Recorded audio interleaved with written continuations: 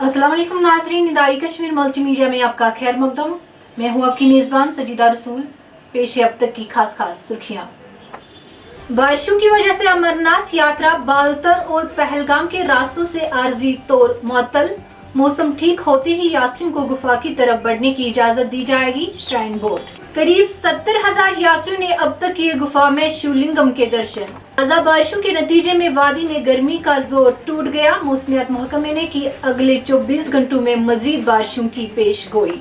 कुलनगुंड के मकाम पर पसिया गिर आने के नतीजे में श्रीनगर लेह शहरा पर ट्रैफिक की आवाजाही मुअत्तल। शहरा की बहाली का काम जारी। गुपकार एलायंस आने वाले असेंबली इंतखाबात मुश्तरका तौर लड़ेगा। नेशनल कॉन्फ्रेंस के सदर डॉक्टर फारूक अब्दुल्ला का ऐलान। बारामूला में कल घर के आब हुए 9 उम्र लड़के की लाश आज सुबह मुकामी तालाब से बरामद। पिछले 24 घंटों में अनंतनाग के कीरी इलाके में आदमखोर तेंदुए ने किया 5 अफराद को जख्मी। और चाडुरा बड़गाम में गैर मुकामी शख्स ने बीवी को फांसी लगाकर किया हलाक। पुलिस ने केस दर्ज करके तहकीकात की शुरू।